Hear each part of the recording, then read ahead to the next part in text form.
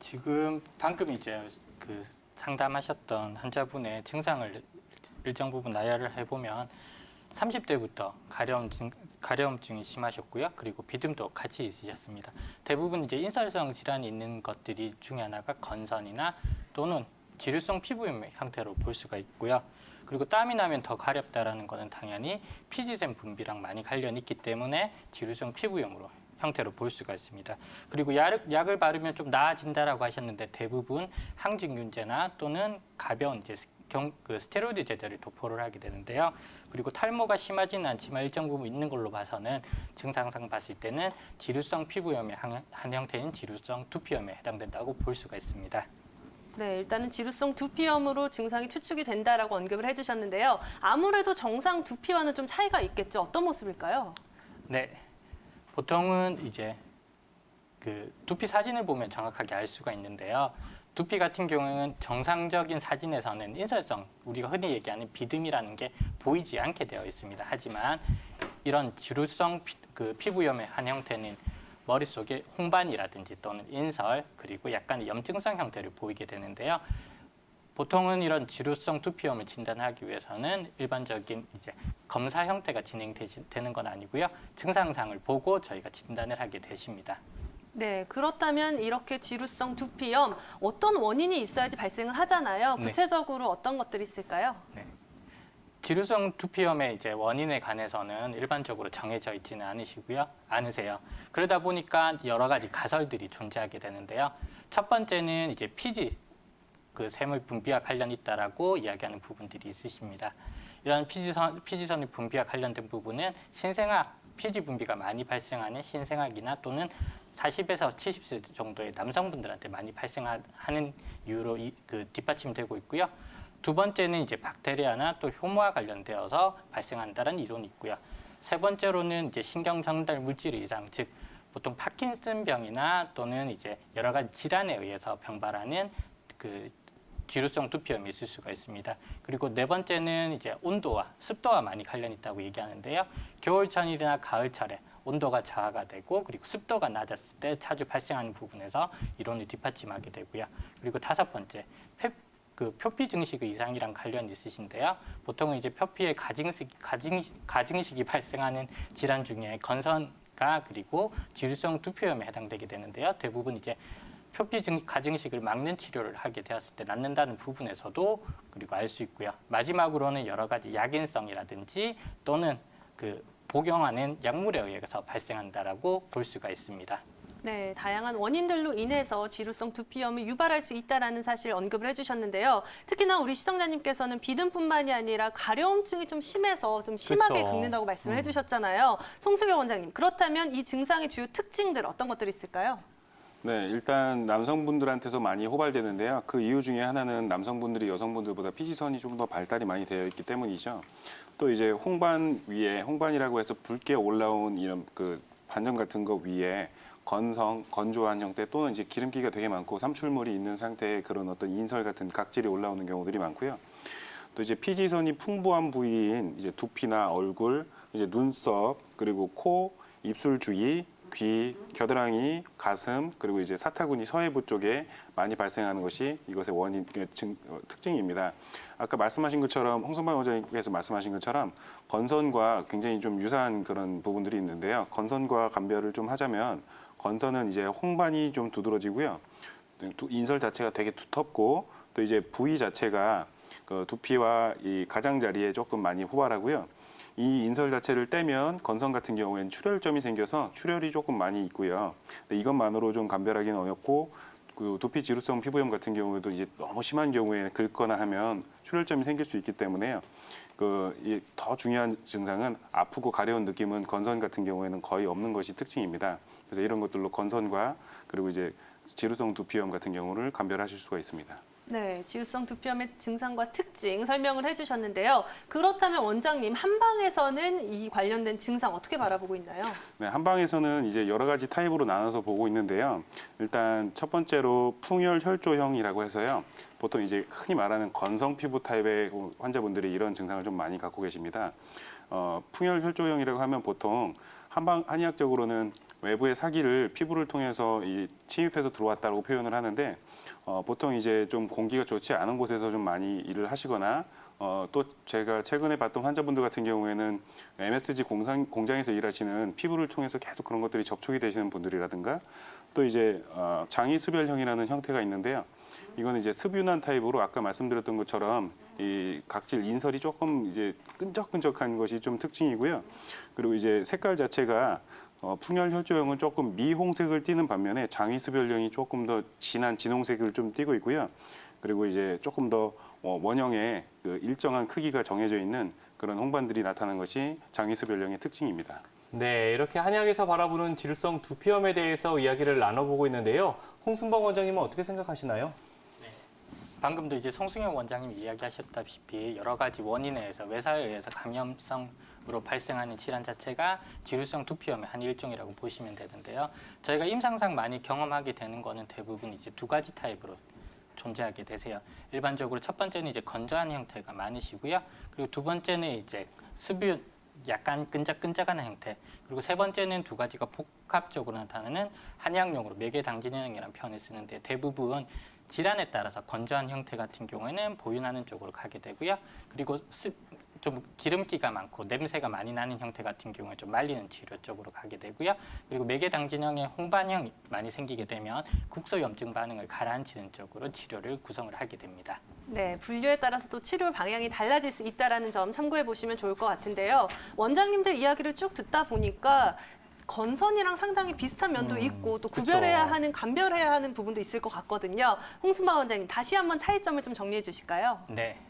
보통 이제 피부 질환에서 정확하게 진단은 굉장히 어려운 부분들이 있으세요.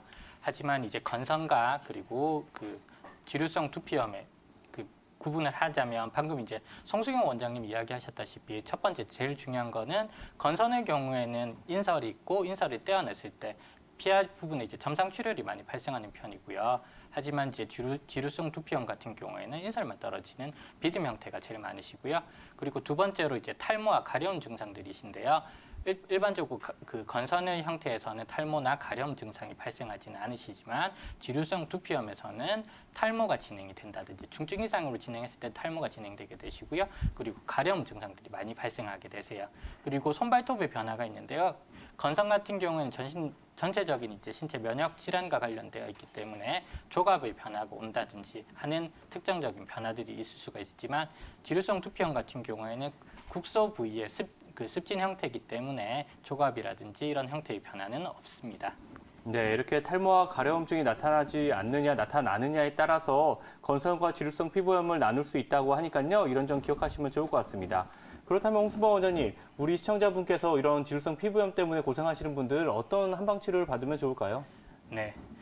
질환 치료에 관련돼서 간단하게 설명을 드릴 부분들이 보통 저 같은 경우에는 이런 지루성 두피염 환자분들이 오셨을 때 일반적으로 그 양방적인 치료에 대한 부분, 기존에 받고 있는 부분에 대한 설명을 먼저 드리게 되는데요.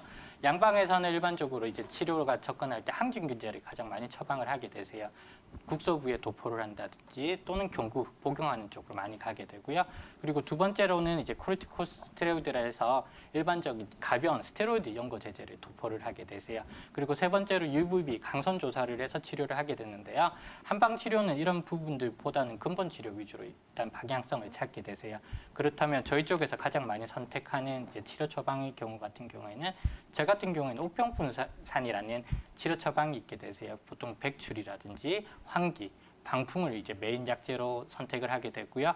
이러한 옥병풍산의 치료 주치같이 표자안이라는 표현을 쓰는데요. 표라는 거는 일반적으로 피부를 뜻하고요. 허라는 거는 면역 체계 이상을 또는 면역 체계의 저하를 나타내게 되세요. 그러다 보니까 이런 피부의 면역 체계가 떨어지면서 피지샘 분비가 증가하는 질환에 많이 쓸 수 있는 처방이라고 볼 수가 있습니다. 거기에다가 이제 치료 약제를 좀 가미하게 되는데요. 일반적으로 이제 대청엽이라든지 또는 방풍, 항금 이런 약제를 가미해서 항소염 효과를 좀 더 증진시키는 쪽으로 가게 되십니다. 그리고 보통 좀 전에 설명드렸다시피 건조 형태라든지 또는 수분 형태에 따라서 치료 방향이 좀 달라지는데요. 건조 형태 같은 경우에는 저희 쪽에서는 일반적으로 항년해독탕이라는 약제를 당장한 후에 그 약재랑 그 생리식염수를 1대3의 비율로 섞어서 거즈에 가볍게 톡톡해서 머리에 이렇게 바르는 형태로 진행하면서 그러니까 수분 형태를 치료하게 되시고요. 건조 형태는 대부분 이제 한의원 가시면 치료 처방을 받으실 수가 있는데요. 자운고라는 그 연고제가 굉장히 치료가 잘 되게 되세요. 네, 이 자운고에는 주로 어떤 약재들이 포함이 되어 있는 건가요? 네, 자운고에는 이제 자초 그리고 당기 그리고 항년, 금은화를 약재를 선별하고 거기다가 이제 기름으로 인해 가지고 추출을 하게 되시는데요. 항염증 효과가 굉장히 뛰어나기 때문에 사실 저희 쪽 한의원에서의 대부분 피부과 진료는 네. 자운고로 다 해결된다라고 보시면 되세요. 네, 도움이 될 수 있는 한약재와 함께 또 자운고에 대해서 설명을 들어봤는데요. 그렇다면 송승혁 원장님께서는 또 도움이 되는 한방 치료법 어떤 것들이라고 생각하나요? 네, 일단 아까 말씀드렸던 것처럼 이게 타입이 나눠져 있습니다. 그리고 이제 이게 두 가지가 병합되어 있는 경우들을 제외하고는 대부분의 경우는 환자분들이 지금 이 말씀만 들어도 이 질환을 갖고 계신 분들은 아 나는 좀 이 건성 타입이구나, 습성 타입이구나 하는 게 좀 구분이 가실 거예요. 보통 이제 삼출물 같은 것들을 보거나 하면 이 타입이 좀 많이 갈리시는데요. 보통 이제 아까 말씀드렸던 것처럼 치료의 원칙이 있습니다. 건조하기 때문에 이 건조한 것을 이제 윤조, 건조한 것을 윤기 있게 해주는 치료법들을 많이 쓰게 되고요. 그렇게 하기 위해서는 한의학적으로는 이 혈액 자체가 이 건조한 것들을 좀 촉촉하게 만들어줄 수 있기 때문에 양혈 그리고 거풍, 윤조 이렇게 하는 것이 치료의 원칙이 되고요. 그리고 아까 말씀드렸던 것처럼 이제 오병풍산 같은 처방도 많이 쓰고요. 또 이제 소풍산이라는 처방도 많이 쓰고요. 또 이제 승마황련탕, 이 건조한 게 심하고 열감과 열증이 심할 때는 승마황련탕이라고 해서 황련이 거의 주로 들어가게 됩니다. 그리고 이제 습열령 같은 경우에는 거습청열이라고 해서요. 습을 좀 날리고 또 열을 조금 꺼주는 쪽으로 습열을 좀 빼주는 쪽으로 인진호탕, 방풍통선산 이런 그 처방들이 주로 좀 많이 쓰이고 있습니다. 네, 뭐 이렇게 치료 방향까지 저희가 자세하게 들어봤는데요. 마지막으로 한 가지 더 궁금한 게 아무래도 머리에 기름이 좀 끼고 비듬이 있고 가려우면 자주 감게 되잖아요. 그쵸. 이 자주 감는 습관들이 도움이 될 수 있을지 아니면 오히려 악영향을 끼칠지 궁금한데 송승현 원장님 어떻게 보시나요? 이제 두 MC님들처럼 이렇게 방송 많이 하시고 또 이제 머리에 헤어 제품이나 얼굴에 이제 이런 메이크업들을 많이 바르시고 하는 그런 직업들을 보면서요. 이런 것들 관련해서 굉장히 많이 좀 신경을 쓰시는 분들이 있는데요. 보통 이제 안 씻고 주무시는 경우는 거의 없으시면 너무 피곤하시거나 그러면 그냥 이제 메이크업 같은 거 두고 그냥 졸거나 이렇게 골아 때리시는 경우들이 있으시죠. 그런 그렇죠. 것처럼 이제 이게 굉장히 많이 씻어주는 것과 좀 도움이 많이 됩니다. 이제 피지 분비가 너무 과증식이 돼갖고 뼈피 상피세포가 자꾸 자라고 있는 그런 그 증상들이 보이거든요. 그래서 이럴 때는 조금 이 분비가 많을 때는 주 이제 5회 정도로 좀 자주 씻어주시는 게 좋고요. 주 5회라고 하는 거는 이제 가이드라인이긴 한데 사실상 거의 매일같이 두피와 그리고 안면부를 잘 씻어주시는 게 정말 도움이 되실 거고요. 그리고 이제 그렇지 않은 소위 말해서 너무너무 건조하시거나 또는 이제 너무너무 이런 증상이 좀 심하실 때는요. 주 3에서 5회 정도 가이드라인으로 하시지만 그것보다 좀 더 자주 씻으셔도 상관없습니다. 그리고 또 이제 아까 말씀드렸던 것처럼 얼굴이나 머리에 바르는 제품들이 되게 많이 중요하세요. 그래서 이거를 바르고 난 다음에 화장은 왜 하는 것도 중요하지만 지우는 게 중요하다 이런 말씀도 많이 들어보셨잖아요. 그렇죠. 똑같아요. 남자분들도 머리에 이제 뭐 무스나 젤을 바르시거나 또 가끔 이제 탈모가 있으신 분들은 머리에 이제 흑채라든가 이제 이물질을 뿌리시는 경우들이 있으세요. 이런 경우들이 있으신데 이런 것들 때문에 이거를 잘 씻어주지 못하고 피부 자체에 이제 숨을 죽여놓게 되면요. 마치 우리가 이제 이물질을 피부 겉표면을 다 덮어놓은 것처럼 몸에서 인식을 하게 되니까 자꾸 상피세포를 더 많이 분화시켜서 밀어내게 되는 겁니다. 그런 경향성이 생기게 되면 과증식하는 경향들이 생길 수 있기 때문에 자주자주 좀 씻어주시는 게 좋고요. 그리고 또 이제 매운 음식이나 기름진 음식 같이 그리고 또 이제 주류같이 음주같이 몸에서 열을 좀 많이 발생시키는 것들은 섭취를 좀 자제하시는 게 좋고요. 음주, 흡연 이런 것들이 일단 너무 기본적으로 좀 피해줘야 되는 그런 생활 습관입니다. 또 이제 거치 습관 자체도 좀 중요하신데 이 연구 결과에 따르면요. 온도와 습도가 좀 낮을 때 이 증상들이 좀 많이 심해진다고 해요. 그래서 겨울철에 너무 난방을 많이 떼시거나 하면 너무 습도가 낮아질 수 있고요. 또 여름철에는 너무 춥게 에어컨을 많이 키우고 계시거나 하면 실내 온도가 너무 낮아지게 돼서 이런 증상들이 좀 심해질 수 있기 때문에 적절한 온습도를 유지해 주시는 것이 이 병을 좀 이겨내시는 데 도움이 되실 것입니다. 네.